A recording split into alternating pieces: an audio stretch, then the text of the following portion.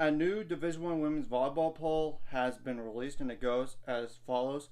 Pitt with 51 first place votes, Nebraska with 9 first place votes, Penn State with 1 first place vote, Louisville, Stanford, Creighton, Wisconsin, Kansas, Texas, Oregon, Purdue, SMU, Arizona State, Kentucky, Minnesota, Georgia Tech, Baylor, TCU, Dayton, BYU, USC, Utah, Florida State, Florida, and North Carolina. So as you can tell, nobody dropped out at all from last poll to this one. But we're seeing vote teams goes as follows.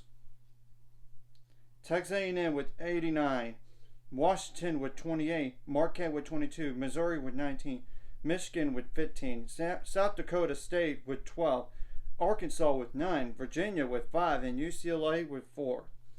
And I'm just going to briefly touch over the RPI, and I get this sometime between now and then selection, but it's important to note this for those bubble teams as well as the potential top 16 teams. I mean, RPI does have a factor in if you whether or not you're a top 16 seed or not, because if you're a top 16 seed, you get to host first and second rounds. Though it's not guaranteed you're going to go Sweet 16. Oh no, anything can happen in a tournament. Or if you want to be a host site for like the Sweet 16 and Elite 8 game, because obviously the semifinals and finals are neutral sites. I'm just being honest with you all about that. And really the top 16 would right now, and granted, we'll see what happens. And this is not like the end all be all for the top 16, but still it's important to note. Louisville, Nebraska, Pitt, Penn State, Stanford, Creighton, Texas, Wisconsin, Kansas, SMU, TCU, Oregon, Arizona State, Kentucky, Dayton, and Baylor. Now I'm just going to go over like really 35 through 70, and I apologize for looking down because I cannot memorize all this stuff. And though I would think if you're like 35 through 39, I think you're safer, but it's more like 40 through 50, I would think you're kind of a bubble, and obviously 50 or worse, you're definitely on a bubble, on the wrong side of it. And those teams would be like NC State, Virginia, South Carolina, Yale, Wright State, Miami, Florida, Loyola Marymount University in California, Tennessee, Ole Miss, Arkansas, Michigan, Utah, San Diego, Oklahoma, University of Northern Iowa, Florida Gulf Coast University, Arizona, Hawaii, High Point, College of Charleston, LSU, UT Arlington, UCLA,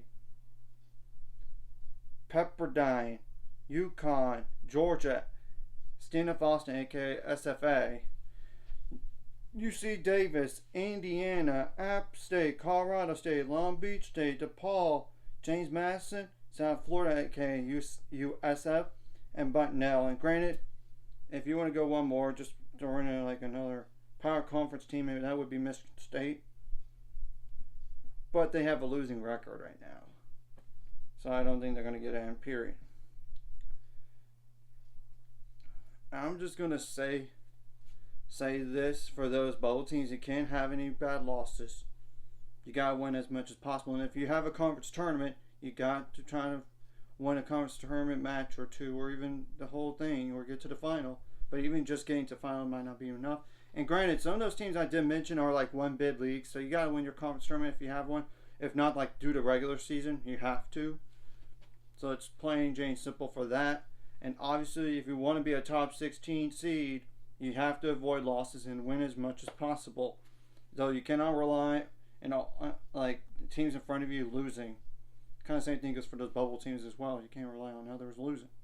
And if you want to especially be like good enough to be a Sweet 16 / Elite 8 host, potentially assuming that you do win the first 2 rounds and you're a higher seed in the matchup, or like not just in the matchup, but those 4 other teams, yeah.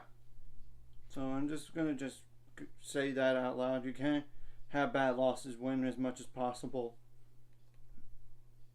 Now I'm just going to go over my top 10 for Division I women's volleyball, and it goes as follows. It's similar.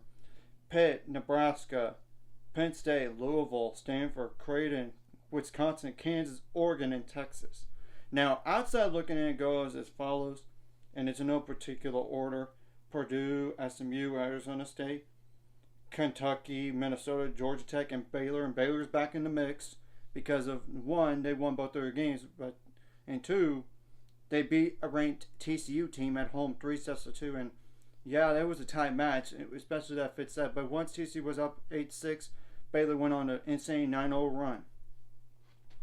Now, what are some top 25 showdowns between now and next poll? Those would be number 13 Arizona State, number 20 BYU, number 2 Nebraska, and number 7 Wisconsin, number 13 Arizona State, number 22 Utah, number 5 Stanford, and number 23 Florida State, and number 16 Georgia Tech, and number 25 North Carolina.